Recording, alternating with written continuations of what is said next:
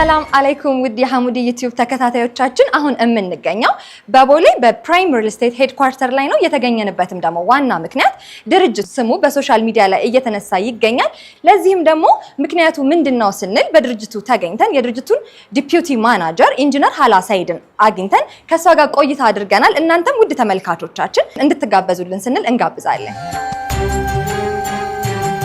ሰላም አለይኩም ወአለይኩም ሰላም እንዴነሽ እንኳን ደህና ቆይ ያረፍበሽ በቅድሚያ መረጃ ለመስጠት ፈቃደኛ ስለሆንሽ ከልብ እናመሰግናለን ምንም ችግር የለውም እኔም በጣም አመሰግናለሁ በጣም ጥሩ ራስሽን ከማስተዋወቅ እንጀምር እሺ እኔ ሐላ ሰይድ አያሌው እባላለሁ በፕራይም ሪል ስቴት እንዲሁም ደግሞ ኩባንያችን ኑር ሸገር ፕሮፐርቲስ ዲፒቲ ማናጀር ነኝ ኦኬ እሺ ፕራይም ሪል ስቴት እስቲ ማን ነው ፕራይም ሪል ስቴት ከዚህም በፊት ረጅም ዓመት ላይ በኮንስትራክሽን እንዲሁም ደግሞ ኮንስትራክሽን ማቴሪያል ኮንስትራክሽን ማሽነሪ በማቅረብ ረጅም ዓመት ልምድ ያለው ካምፓኒ ነበር ከዛ በመቀጠል ደግሞ ፕራይም ሪል ስቴት ራሱን ልክ እንደ ሪል ስቴት ዴቨሎፐር አድርጎ ከመጣ ነው አሁን 3ኛ ዓመቱን ይዟል ማለት ነው ስለዚህ ፕራይም ሪል ስቴት ቅንጡ የሆኑ አፓርትመንቶችን በፕራይም በሆኑ ሎኬሽኖች ማለትም በቦሌና ኤሪያው አካባቢዎች እየገነባ ለከስተመሮች ዴሊቨር የሚያደርግ ካምፓኒ ነው እንግዲህ ለኛም እዚህ መገኘት ዋና ምክንያት የሆነው አሁን ላይ ስማችሁ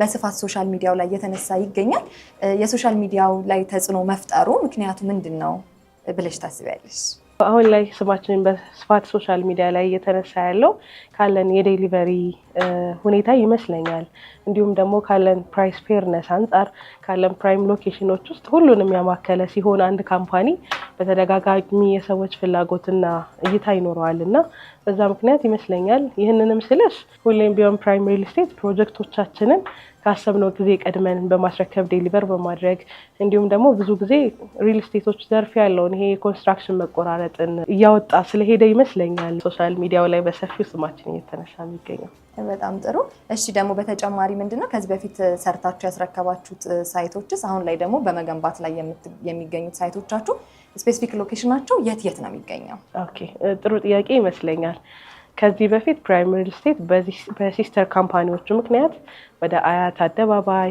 አራብሳ ሳር ቤት እንዲሁም ደግሞ ወደ ቡልቡል አካባቢ የተለያዩ ሳይቶችን ሰርተን ዴሊቨር አድርገናል አሁን ደግሞ በቅርቡ ከ2 እስከ 3 ወር ባለው ጊዜ ውስጥ የሚረከበውና ትልቁ ፕራይም የምንለው የሚሊኒየም ፕላዛችን ማለትም ከቦሌ ሚሊኒየም ጀርባ ወይንም ስካይላይት ፊት ለፊት የሚገኘው ትልቁ ቢልዲንግ ነው የሚሆነው ማለት ነው እንዲሁም ደግሞ ከረንትሊ የተገነቡ የሚገኙት በቦሌ ጃፓን እንዲሁም ደግሞ ወሎ ሰፈር ከዛ ደግሞ ፒያሳ ላይ ደግሞ አራዳ ግራንድ ሞልም የኛው አካሎች ናቸው በተጨማሪም ደግሞ እንግዲህ በእኛም መልከታ የታዘብነውን ለመንገር ያህል ነው ከተነሱት 4 ሳይቶቻችሁ በይበልጥ የአራዳ ግራንድ ሞሉ የፒያሳው በጣም ሶሻል ሚዲያውን ተቆጣጥሮታል የሱ ልዩ የሆነበት ምክንያት ምንድነው ብለሽ ታስቢያለሽ ከምንስ አንፃር ነው ያው አራዳ ግራንድ ሞል በስፋት እየተነሳ የሚገኘው ከመጀመሪያ ከሎኬሽኑ ነው የምንጀምረው ፒያሳ መሀል ከተማ ላይ ነው የሚገኘው ፒያሳ ላይ አሁን ደግሞ በኮሪደር ልማቱ ምክንያት እንደ አዲስ የከተማዋ የንግድ እንቅስቃሴ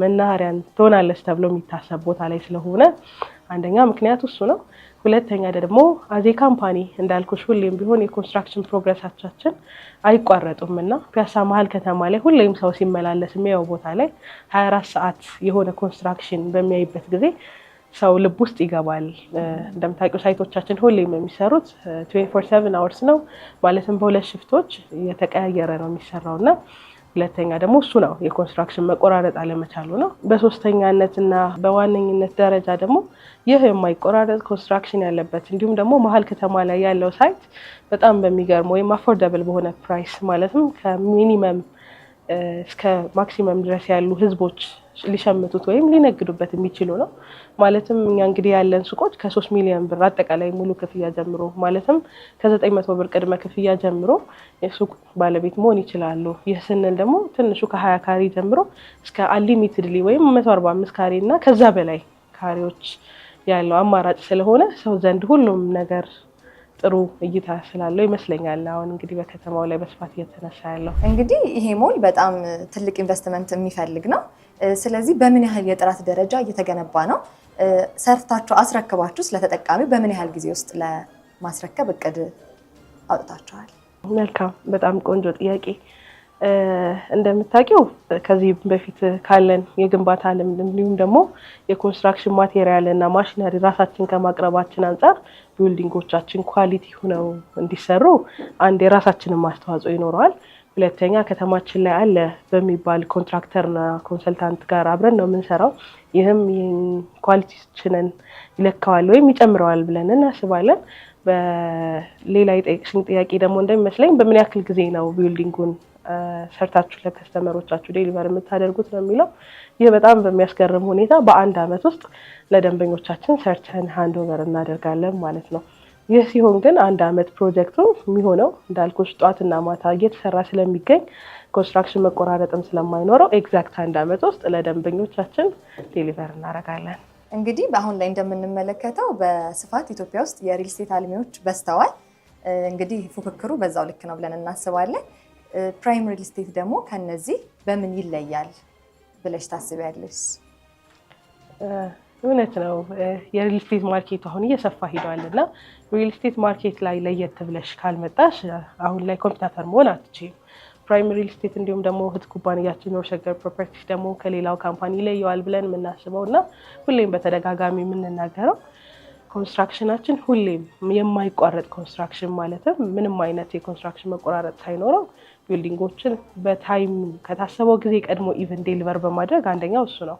ይህ እንዲሆን የሚያደርገን ደግሞ ከሌላው ሪል ስቴት የበለጠ ለየት ያደርገናል ብዬ የማስበው ሁሌም ቢሆን ኮንስትራክሽን ከመጀመራችን በፊት በቂ የሆነ የሰው ኃይልና የበጀት ዝግጅት ይዘን ነው የምንጀምረው። ይህ ደግሞ አሁን የነገርኩሽን ምክንያት ራሱን ያጠናክረዋል። ማለትም የኮንስትራክሽን መቆራረጥ እንዳይኖር የሚያደርገን ያለን በቂ የሰው ኃይልና የበጀት ዝግጅት ነው የሚሆነው ማለት ነው። በዚህ ምክንያት ካለው ሪል ስቴቶች ለየት እንላለን ብለን እናስባለን። የአከፋፈል ሁኔታዎች ውስጥ ምን ይመስላሉ? የአከፋፈል ሁኔታችን ከ25% ቅድመ ክፍያ ጀምሮ ነው የሚሆነው። እንዲሁም ደግሞ አፓርትመንቶቻችን ላይ ደግሞ ከ20% ቅድመ ክፍያ ጀምሮ ነው የሚሆነው። ይህም የሚሆነው ደግሞ ምንም አይነት የዋጋ ጭማሪ የለውም። መጀመሪያ በተከፈለበት እስከ መጨረሻው ድረስ ወጥ በሆነ የክፍያ ሁኔታ የሚሄድ ይሆናል። እንዲሁም ደግሞ ይህን የክፍያ ፕሮግረስ ሰው የሚከፍለው ቀጣይ ክፍያዎቹን ከ25% በኋላ ያሉትን ክፍያዎች ደግሞ ቤዝድ ኦን ፕሮግረስ ይሆናል። ይህም ማለት የቤቱን የስታተስ ያለበትን የቢልዲንግ ሁኔታ እያዩ እንዲከፍሉ ነው የምናደርገው። ስለዚህ በወራት የተገደበ አለመሆኑ ከስተመሩም ምን ያክል ቢልዲንግ እየተሰራልኝ ነው የሚለውን እያረጋገጠ እኛ ደግሞ እየሰራን በዚህ መልኩ የክፍያ ሁኔታችን ይቀጥላል ማለት ነው። እንዲሁም ደግሞ ሱቆቻችንም ቤቶቻችንም ላይ ዲስካውንት አድርገናል። መተው የሚገዙ ደንበኞቻችን ልዩ የሆነውን ቅናሻችንንም የሚያገኙ ይሆናል። በመጨረሻም እንግዲህ የሀገር ውስጥም የውጭም ገዢዎች በስፋት አላችሁ። ስለዚህ እንዴት ነው እነዛ ገዢዎች ሱቆችን የራሳቸው ማድረግ የሚችሉት? በምን መንገድ ነው የሱቅ ባለቤት መሆን የሚችሉት? መልካም። ያው አገር ውስጥ ያሉ ሰዎች በአካል ቢሮአችን ድረስ በመገኘት ውላችንን መፈጸም እንችላለን። ከሀገር ውጭ ያሉ ደንበኞቻችን ደግሞ ታች በምናስቀምጥላቸው ስልክ የቴሌግራም እንዲሁም ደግሞ የዋትስአፕ ቻናል ላይ በመግባት እኛን ማግኘትና ኮንታክት ማድረግ ይችላሉ። ከዚህ በተጨማሪም ደግሞ በራሳቸው በዲኤችኤል አካውንታቸው ውሎችን እየላክንላቸው ውሎችን በመፈጸምና ጊዜ ማከናወን ይቻላል ማለት ነው። ከዚህ ከቃል በዘለለ ደግሞ ሳይቱ ምን አይነት ፕሮግረስ ያሳያል፣ ሳይቱ የት ይገኛል፣ እንዲሁም ደግሞ ስለ ሳይቱ ዲቴይል ደግሞ ሳይት ላይ የፕሮጀክት ማናጀራችን ይገኛልና እዛ ሄደሽ እንድታይ እንግዲህ ኢንቫይት አደርግሻለሁ። ስለነበረን ቆይታ ደግሞ ከልብ አመሰግናለሁኝ። ምንም ችግር የለውም። እኔም በጣም አመሰግናለሁ።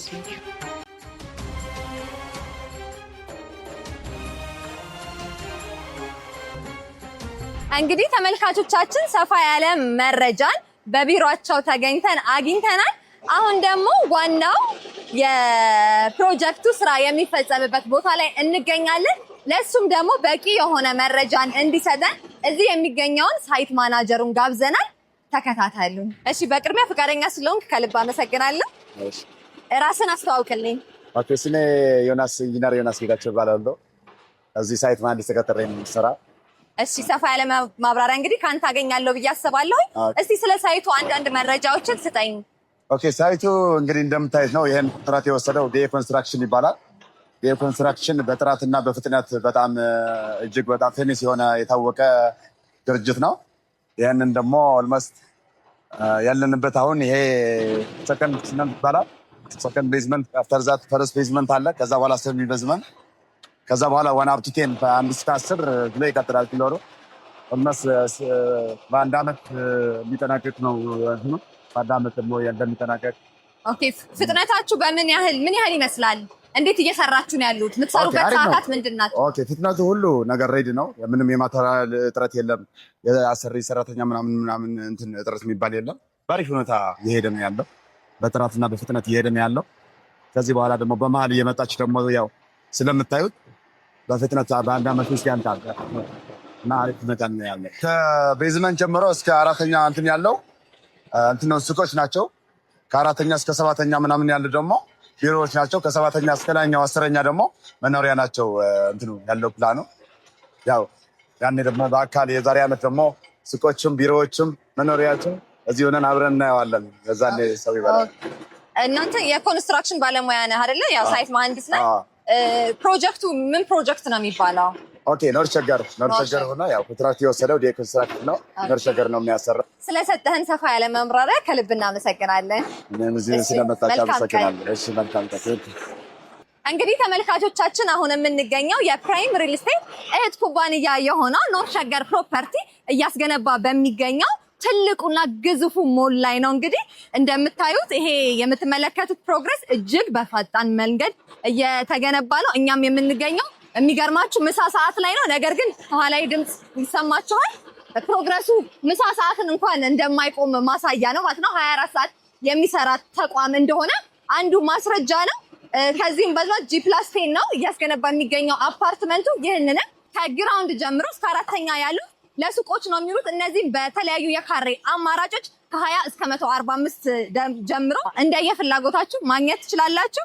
ከአምስተኛ እስከ ሰባተኛ ያለውን ደግሞ ለኦፊስ አማራጮች አድርገዋል።